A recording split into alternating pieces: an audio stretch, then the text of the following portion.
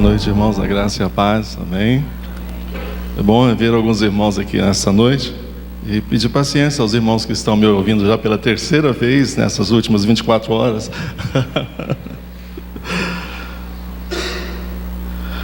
Eu procurar compatibilizar, pastor, as duas coisas.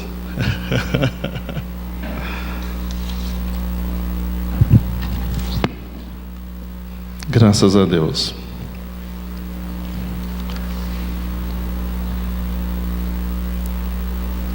Amém. Nós vamos falar nesta noite, irmãos, sobre algo que eu gosto muito de estar abordando. Isso aqui é mesmo.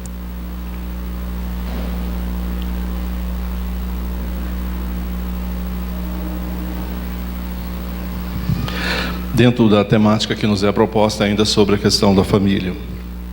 Eu não escondo de ninguém o meu apreço, minha alegria, meu carinho e satisfação de abordar esse assunto com todos vocês, compartilhar algumas experiências de vida.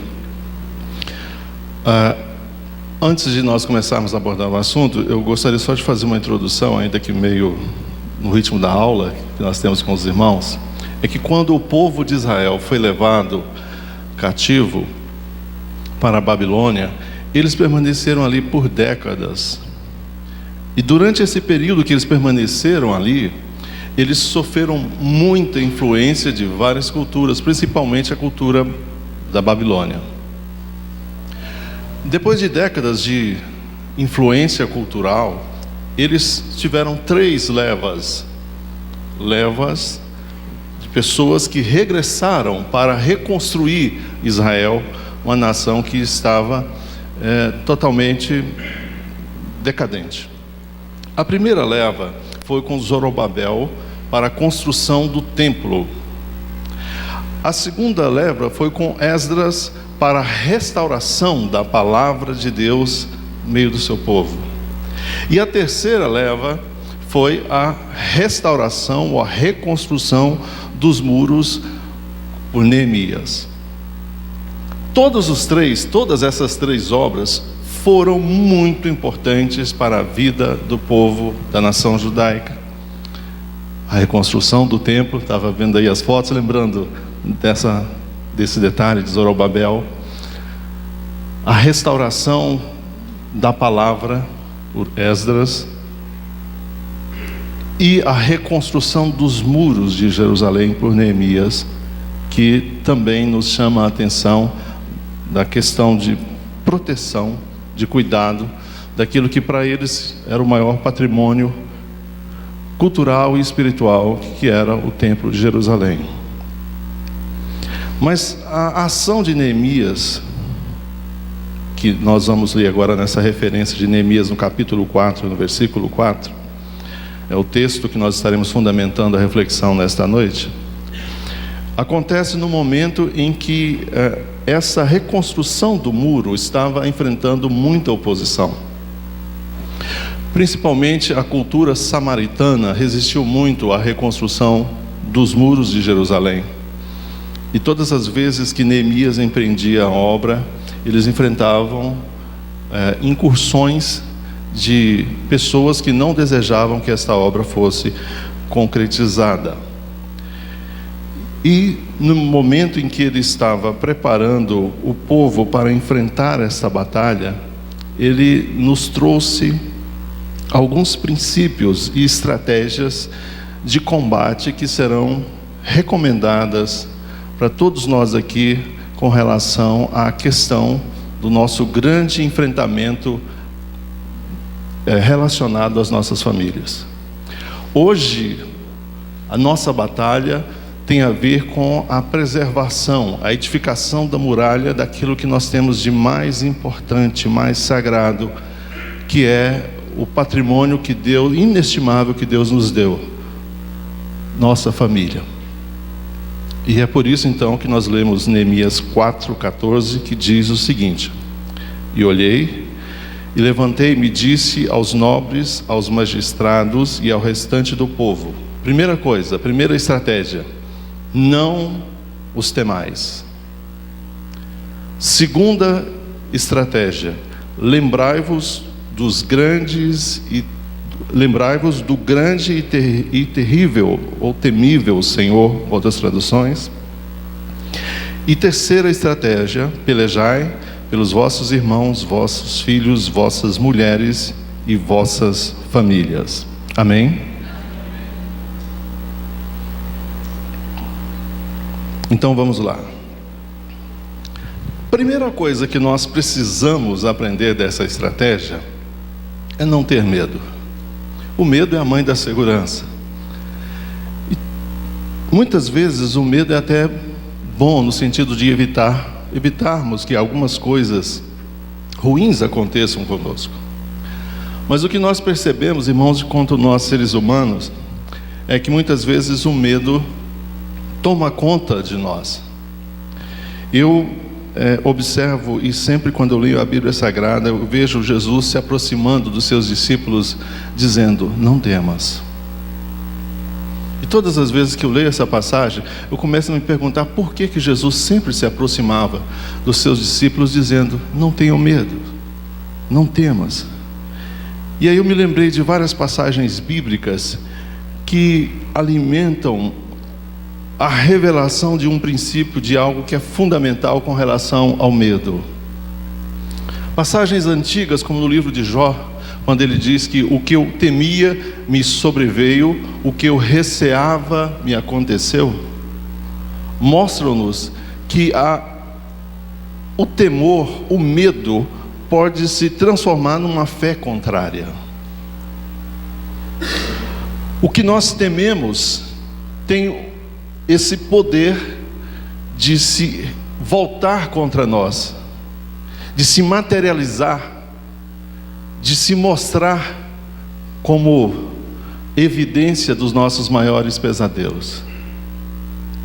Então sempre nós observamos Deus trabalhando para que o homem que queira se aproximar dele e tenha experiências autênticas na sua vida, não tenha medo. O medo nos trava, o medo nos tolhe, o medo muitas vezes, irmãos, impede a cada um de nós de conquistarmos coisas e muitas vezes sonhos legítimos que Deus implantou no nosso coração. Quantas vezes nós perdemos oportunidades na vida porque temos medo de arriscar, temos medo de tentar, temos medo de nos expor. E é por isso que nós observamos, não só no Antigo Testamento, no livro de Jó, como no Novo Testamento. Vejam o caso de Pedro. Pedro foi um homem desafiado por Jesus Cristo para andar sobre as águas. E eu imagino, hoje tem inclusive algum esporte australiano, que o pessoal consegue já andar sobre as águas. Não sei se o senhor conhece, pastor. Tem um esporte que realmente o pessoal anda semelhante a um réptil, um calango que consegue andar sobre as águas. Por algum tempo consegue-se andar sobre as águas. Eu achei interessante, eu não acreditava nisso. Mas quando Pedro começou a andar sobre as águas, ele conseguiu realizar essa façanha porque ele creu na palavra de Jesus, ele acreditou na palavra de Cristo. Mas depois Pedro mudou o seu foco, ele passou a reparar nas ondas e nos ventos. E quantas vezes isso acontece conosco, irmãos? Nós estamos indo muito bem no trabalho, estamos indo muito bem na consolidação do relacionamento familiar, a vida conjugal, e de repente nós começamos a olhar para as circunstâncias, a olhar para as adversidades, para o vento contrário, para as ondas que se levantam contra cada um de nós. Pedro então começou a olhar, e ao fazer isso, ele começou a ter medo, e ao ter medo ele começou a afundar. São passagens bíblicas como estas que nos chamam a atenção para a necessidade que nós temos de encarar o medo com cuidado. Ele pode ser útil, mas também pode se transformar na maior ameaça para a vida de cada um de nós. E é por isso para que nossas famílias continuem sendo vencedoras, nós não podemos ter medo, como recomendado aqui por Neemias. Não tenham medo. Vocês podem perceber que o medo é uma brecha que pode ser explorada pelo nosso inimigo. Eu estive analisando a questão, por questão profissional mesmo, do rompimento da barragem que aconteceu em Minas Gerais e Mariana, não é isso? Na cidade Mariana. E uma das coisas, irmãos, que a gente estuda barragens, é que a ruptura, o colapso estrutural de uma barragem não é do dia para a noite. Aparecem fissuras que são exploradas pela água, e essas fissuras vão aumentando, vão enlarguecendo, vão permitindo o que nós chamamos de percolação da água, até que a barragem perde a sua estabilidade e entra em colapso estrutural, mais ou menos por aí. O que eu quero chamar a atenção de vocês? Que na nossa vida espiritual, nós também temos que tomar muito cuidado para que o medo não seja essa pequena brecha que os nossos inimigos explorem para determinarem a nossa queda. Observem o versículo que eu separei, duas referências bíblicas que eu separei para vocês, que mostram a preocupação de Deus em relação ao seu povo. Primeiro, em Juízes capítulo 7, versículos 2 e 3, que diz o seguinte: e o Senhor disse a Gideão: você tem gente demais, Gideão, para eu entregar Midian nas suas mãos, a fim de que Israel não se orgulhe contra mim, dizendo que a sua própria força o libertou. Anuncie, pois, ao povo que todo aquele que estiver tremendo de medo poderá ir embora do monte de Gileade. Essa passagem, irmãos, ela é magnífica, porque ela nos mostra que no exército de Deus não existe espaço para covardia, para os covardes e os medrosos. Aquele que estiver tremendo de medo pode ir embora e volte da montanha de Gileade. E naquele dia 22.000 homens partiram e apenas 10.000 ficaram. Vocês já sabem da história. Esse exército ainda estava muito grande. 300 foram que Gideão contou para vencer os midianitas. Mas a primeira peneira de Deus foi a questão do medo, da covardia. A vida não foi feita para os covardes. A vida é cheia de desafios, de obstáculos e de barreiras que requerem de nós, irmãos, muito mais do que o mediano otimismo e empolgação de momento para realizarmos os sonhos e projetos que Deus coloca no nosso coração. Nós precisamos de ter a coragem de desafiar todos os dias a morte, os obstáculos, as barreiras, tudo que se levanta contra o projeto que Deus estabeleceu para a nossa vida. Um casamento, relacionamento conjugal, uma família, é um projeto magnífico de Deus para nós. Mas isso denota de nós muito investimento, tempo, insistência, perseverança, carinho, atenção, cuidado. São coisas que muitos de nós estamos esquecendo. Todo aquele que estiver com medo pode ir embora. E o exército de Deus ficou um pouco menor. Talvez você possa dizer: mas por que Deus faz isso?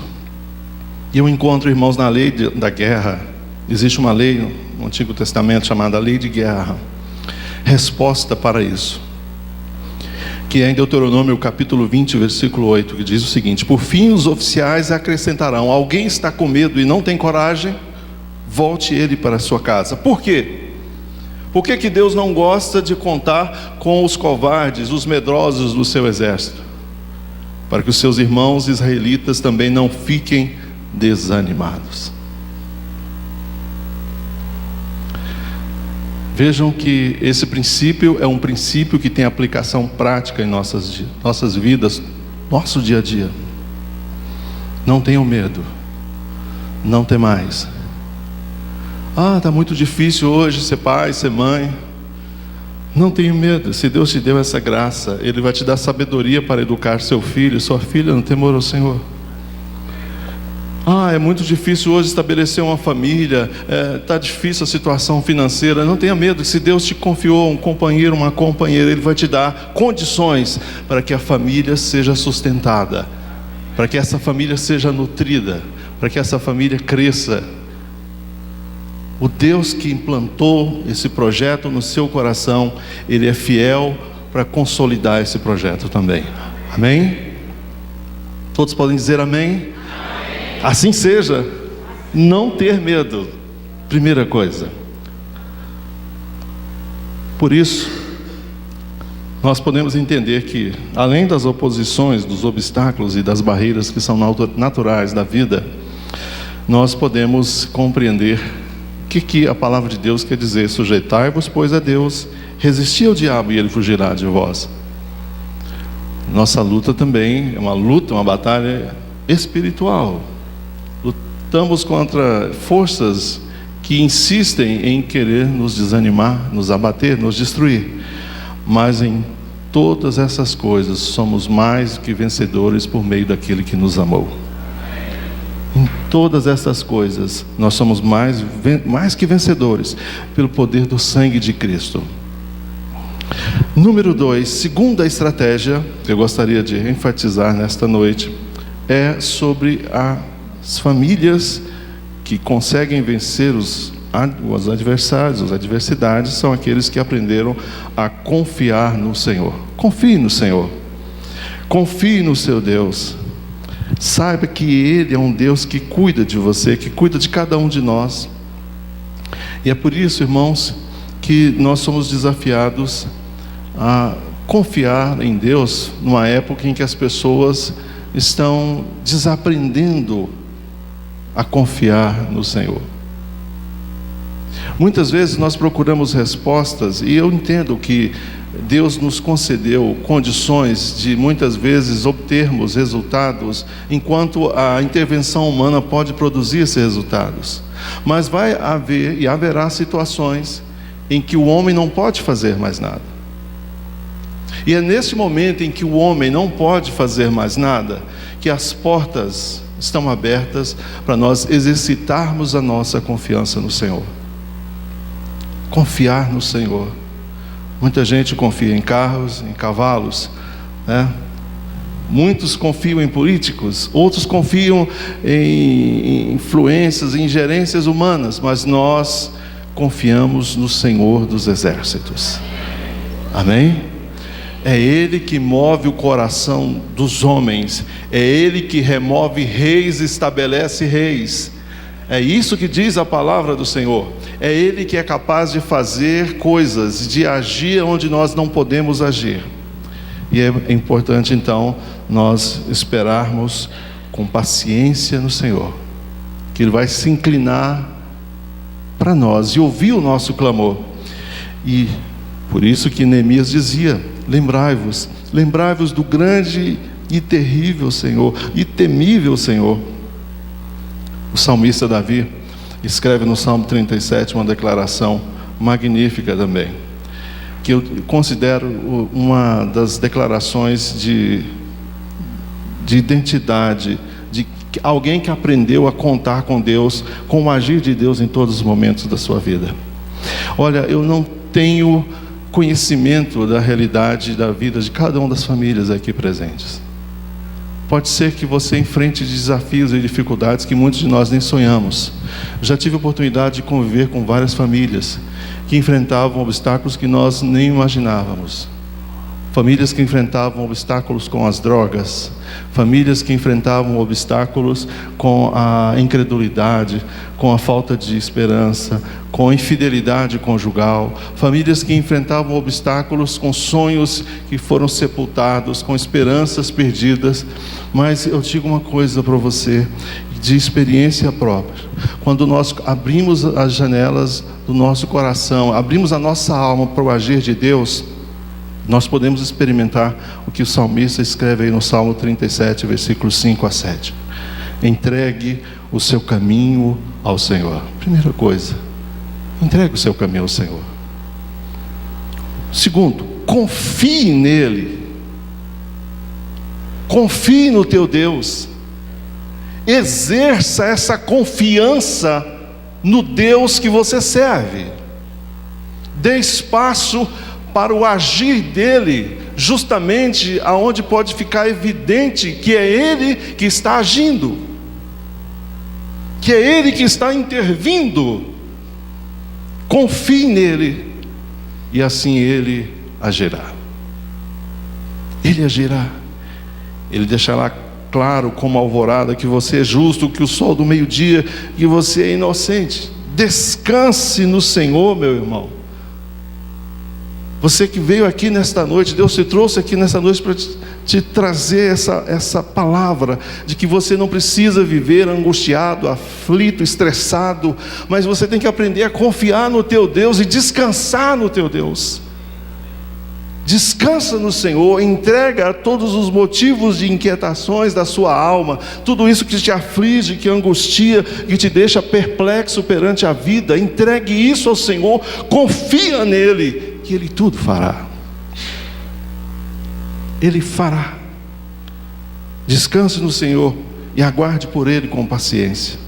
Não se aborreça com o sucesso dos outros, nem com aqueles que maquinam o mal. É um texto muito atual, um texto que nos desafia, irmãos, a sairmos somente daquele estado contemplativo, de conhecimento teórico acerca de Deus, e passarmos a experimentá-lo, passar a vivenciar a realidade de ver Ele agindo em todos os momentos da nossa vida. Quantos podem dizer amém? Confie no Senhor.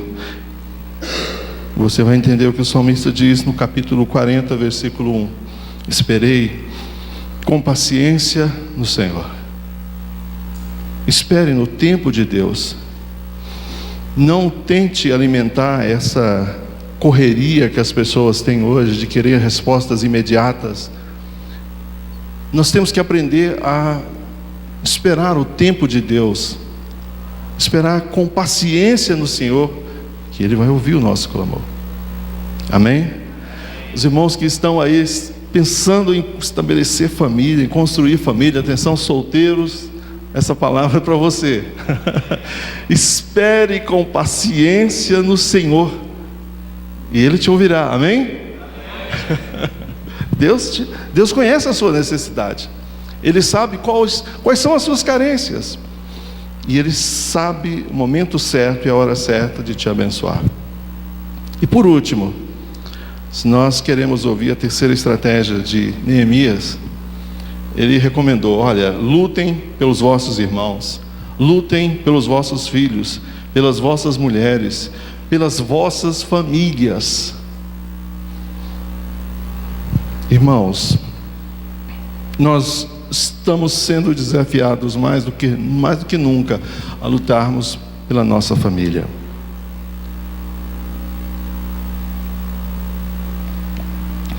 Nós estamos vivendo uma época em que as famílias estão sendo bombardeadas pela mídia, pela influência cultural. Estamos sendo bombardeados por todo tipo de ideologia materialista, secularista. E nós precisamos estar sempre falando e alertando sobre esses assuntos, porque o objetivo é claro: ao se desestabilizar famílias, se desestabilizam as igrejas. Então nós precisamos lutar sempre, pelejar sempre, para que os princípios da fé cristã sejam sempre lembrados, cultivados, reconhecidos por cada um de nós. São os valores, irmãos, que emprestam dignidade à nossa vida. São valores que fazem com que a nossa vida tenha sentido e significado.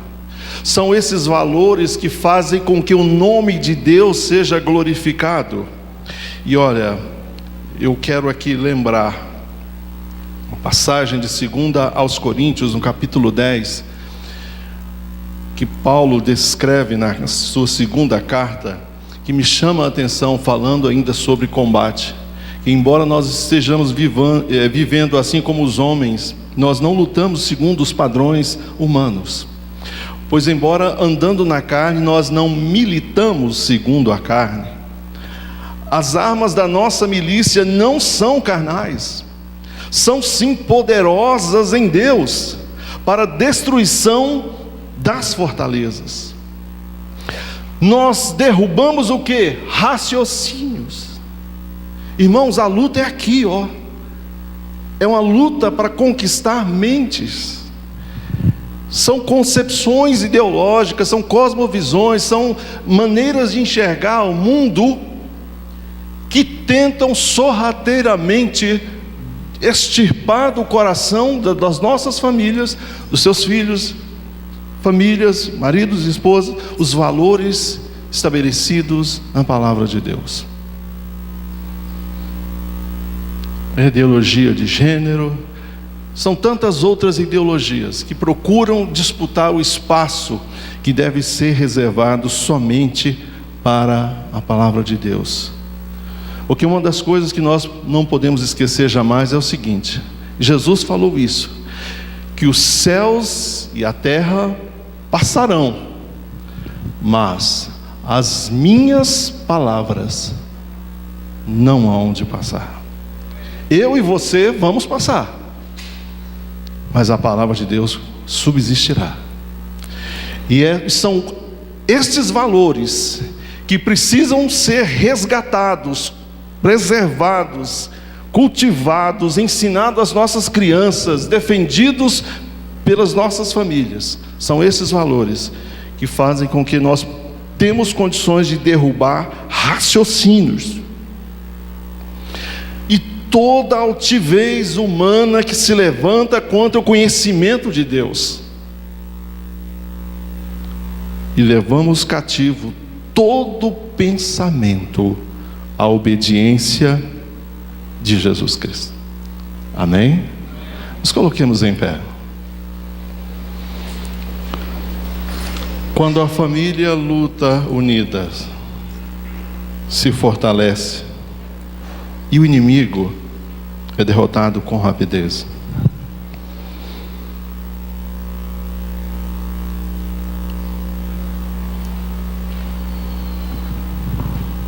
Eu gostaria de convidar você, do jeito que você está aí agora, a abraçar esta pessoa que Deus lhe confiou o cuidado, seja como pai, seja como mãe, seja como esposo, esposa.